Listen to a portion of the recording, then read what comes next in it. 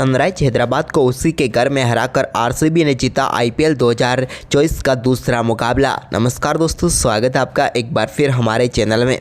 दोस्तों, आईपीएल 2024 में आरसीबी की टीम को अपनी दूसरी जीत के लिए पूरे एक महीने का इंतजार करना पड़ा, लेकिन इसके बाद शानदार परफॉर्मेंस करते हुए हैदराबाद की टीम को उसी के घर में हराकर शानदार जीत दर्ज की। तो दोस्तों, आप भी आरसीबी की इस शानदार जीत को देखकर खुश है तो इस वीडियो को दिल से एक लाइक जरूर कर दें। तो चलिए दोस्तों, जानते हैं इस बेहद शानदार मुकाबले का पूरा हाईलाइट शुरुआत से ही। तो दोस्तों, आज के मुकाबले में सिक्का उछला पैट कमिंस ने, लेकिन गिरा ये फेफ के पक्ष में। फेफ डू प्लेसिस ने टॉस जीतकर पहले बल्लेबाजी का फैसला किया। आज के मुकाबले में आरसीबी की टीम को बड़ा स्कोर खड़ा करना था, तो इसके लिए क्रीज पर उतरे विराट कोहली और फेफ ने कमाल की शुरुआत की। पहला ओवर डालने आए अभिषेक शर्मा की पहली गेंद पर विराट के बल्ले से शानदार चौका बैकवर्ड्स करले की तरफ देखने को मिला और इस चौके के साथ शानदार आगाज हुआ। तो वहीं पर इसके बाद दोस्तों, दूसरे ओवर की पहली गेंद पर भी एक बेहतरीन चौका फेफ डू प्लेसिस ने भुवनेश्वर कुमार की गेंद पर लगाया और गेंद को बाउंड्री लाइन के पार भेज दिया। तो इसी ओवर की पांचवी गेंद पर भी उनके बल्ले से एक और चौका देखने को मिला, जबकि दोस्तों ओवर के आखिरी गेंद पर भी एक्स्ट्रा कवर की तरफ चौका लगाकर भुवी के इस ओवर में 14 रन बटोर लिए। इसके बाद पैट कमिंस ओवर डालने आए तो शुरुआती गेंद पर ही विराट कोहली ने दमदार शॉट खेलते हुए मिड विकेट की तरफ चौका लगाया। तो वहीं पर ओवर की दूसरी गेंद पर एक्स्ट्रा कवर के ऊपर से वन बाउंस गेंद को बाउंड्री लाइन के पार भेजकर शुरुआती दो गेंदों पर दो बेहतरीन चौके जड़ दिए। इसके बाद दोस्तों, ओवर की चौथी गेंद पर फेफ के बल्ले से एक शानदार स्कूप शॉट देखने को मिला फाइन लेग के ऊपर से और इस मुकाबले का पहला छक्का उन्होंने जड़ दिया पैट कमिंस की गेंद पर। तो वहीं पर इसके बाद दोस्तों, चौथा ओवर डालने आए नटराजन की पहली गेंद पर भी एक शानदार चौका लगा, लेकिन इसी ओवर की पांचवी गेंद पर नटराजन ने फेफ डू प्लेसिस को एडन मार्करम के हाथों कैच कराकर पेविलियन भेज दिया और पहला करारा झटका दिया यहां पर आरसीबी की टीम को। फेफ 12 गेंदों का सामना करने के बाद 25 रन बनाकर पेविलियन लौटे। इसके बाद दोस्तों, छठे ओवर की तीसरी गेंद पर विराट ने कमाल का शॉट खेला और गेंद को सामने की तरफ सीधे 6 रनों के लिए बाउंड्री लाइन के पार भेज दिया। लेकिन इसके बाद सातवें ओवर की आखिरी गेंद पर मयंक मार्कंडे ने विल जैक्स को बोल्ड करके पेविलियन भेज दिया, जो कि इस मुकाबले में 9 गेंदों का सामना करने के बाद सिर्फ 6 रन बनाकर पेविलियन लौटे। इसके बाद दोस्तों, 8वां ओवर डालने आए शाहबाज अहमद के ओवर में रजत पाटीदार ने एक शानदार चौका जड़ा।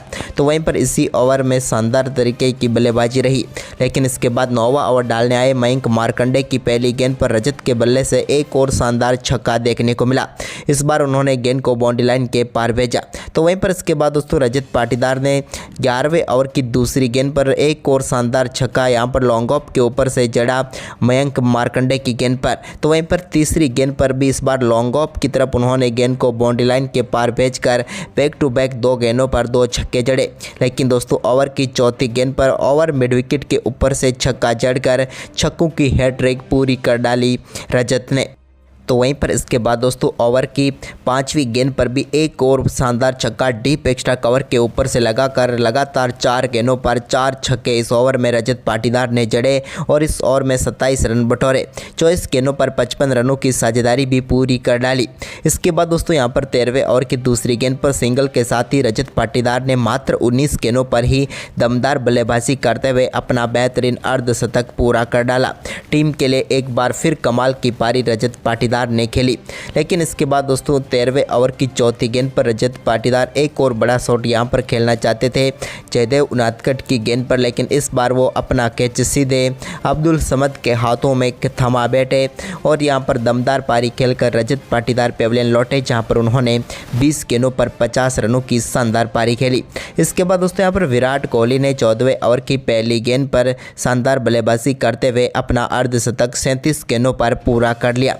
लेकिन अर्धशतक के बाद इनके बल्ले से रन निकलना उस गति से नहीं आए जिसकी उम्मीद सबको थी। और इसके बाद दोस्तों, 15वें ओवर की 5वीं गेंद पर जयदेव उनादकट ने विराट कोहली को अब्दुल समद के ही हाथों कैच कराकर पेविलियन भेज दिया। विराट 43 गेंदों का सामना करने के बाद 51 रन बनाकर पेविलियन लौटे।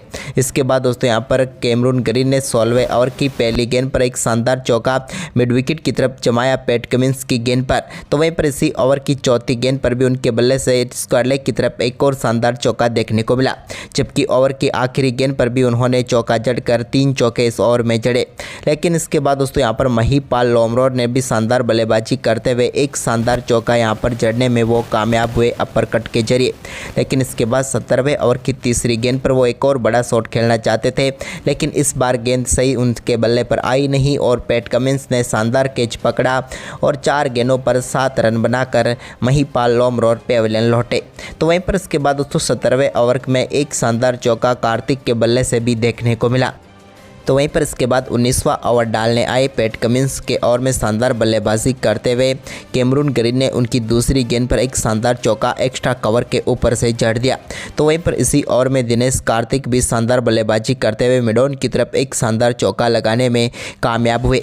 लेकिन पैट कमिंस ने 5वीं गेंद पर शानदार वापसी की और यहां पर दिनेश कार्तिक को अब्दुल समद के ही हाथों कैच कराकर पेविलियन भेज दिया और एक और झटका यहां पर आरसीबी की टीम को लगा। कार्तिक 6 गेंदों पर 11 रन बनाकर पेविलियन लौटे।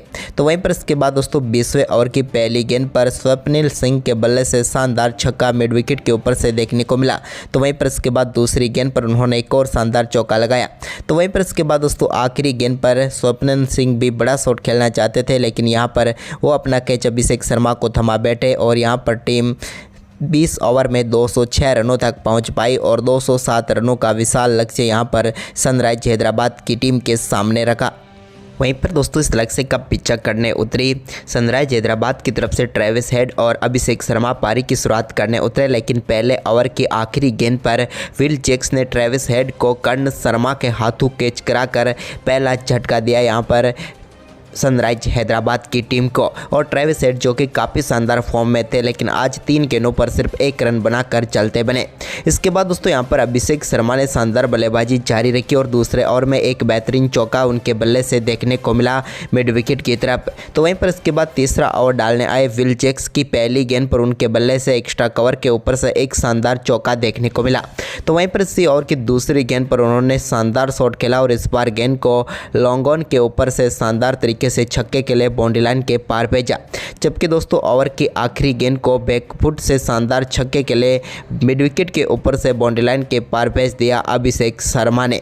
वहीं पर इसके बाद दोस्तों यहाँ पर अभिषेक की शानदार बल्लेबाजी जारी थी, लेकिन तभी यहाँ पर शानदार गेंदबाजी करते हुए चौथे ओवर की चौथी गेंद पर यश दयाल ने अभिषेक शर्मा को दिनेश कार्तिक के हाथों कैच कराकर पेविलियन भेज दिया और बड़ी व महत्वपूर्ण सफलता यहाँ पर आरसीबी की टीम को दिला दी।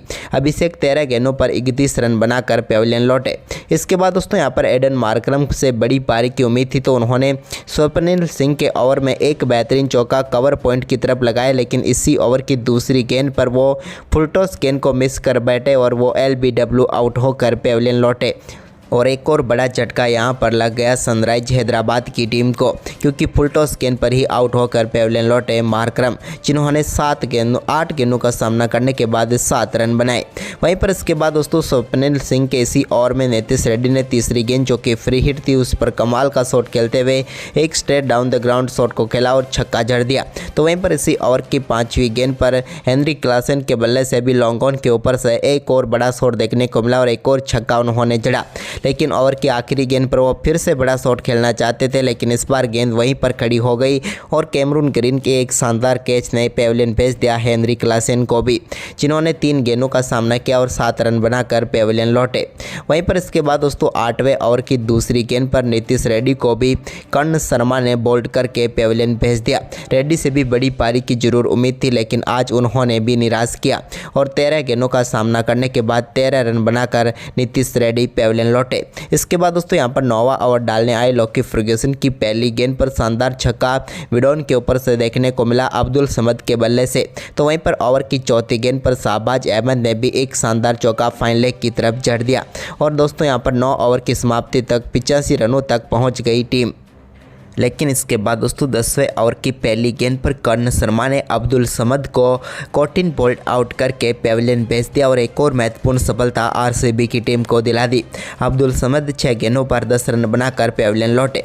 लेकिन इसके बाद क्रीज पर उतरे कप्तान पैट कमिंस ने 11वें ओवर की 5वीं गेंद पर स्वप्निल सिंह की गेंद को शानदार तरीके से छक्के के लिए मिड विकेट के ऊपर से बाउंड्री लाइन के पार भेजा। तो वहीं पर ओवर की आखिरी गेंद पर भी उनके बल्ले से एक और शानदार छक्का देखने को मिला। जबकि दोस्तों 12वां ओवर डालने आए कर्ण शर्मा के ओवर की तीसरी गेंद पर भी एक और शानदार छक्का मिड विकेट के ऊपर से कमिंस ने जड़ दिया, लेकिन इसके बाद पैट कमिंस की पारी को समाप्त किया कैमरून ग्रीन ने। जब 14वें ओवर की पहली गेंद पर वो कैमरून ग्रीन के खिलाफ भी बड़ा शॉट खेलना चाहते थे, लेकिन यहाँ पर वो सीधा कैच मोहम्मद सिराज के हाथों में थमा बैठे और 15 गेंदों पर शानदार 31 रनों की पारी खेलकर पैट कमिंस पेविलियन लौटे। इसके बाद दोस्तों भुवनेश्वर कुमार ने भी 15वें ओवर में एक शानदार चौका यहाँ पर कर्ण शर्मा की गेंद पर लगाया। अब 30 गेंदों पर 75 रनों की जरूरत थी। वहीं पर इसके बाद दोस्तों भुवनेश्वर कुमार ने 16वें ओवर में भी शानदार परफॉर्मेंस करते हुए 2 चौके जरूर लगाए, लेकिन इसके बाद अपना विकेट वो भी कैमरून ग्रीन को दे बैठे। यहां पर शानदार कैच पकड़ा मोहम्मद सिराज ने और भुवनेश्वर कुमार 13 गेंदों पर 13 रन बनाकर आउट हुए। तो वहीं पर इसके बाद 18वें ओवर की पहली गेंद पर शाहबाज अहमद के बल्ले से एक छक्का मिड विकेट की तरफ देखने को मिला, जब उन्होंने फर्ग्यूसन की गेंद को छक्के के लिए बाउंड्री लाइन के पार भेजा। इसके बाद इसी ओवर की आखिरी गेंद पर जयदेव उनादकर ने एक चौका लगाया, लेकिन इसके बाद इस टीम के लिए ज़्यादा कुछ खास नहीं बना और ना ही कोई आखिरी 2 ओवर में बाउंड्री लगी, जिसके चलते निर्धारित 20 ओवर में 171 रनों तक पहुँच पाई सनराइज हैदराबाद की टीम और इस मुकाबले को 35 रनों से हार गई और आरसीबी की टीम को 1 महीने बाद दूसरी जीत का स्वाद चखने का मौका मिला। तो दोस्तों आज का ये मुकाबला आपको कैसा लगा, हमें अपनी राय कमेंट में दें और इस वीडियो को ज़्यादा से ज़्यादा शेयर जरूर करें। धन्यवाद।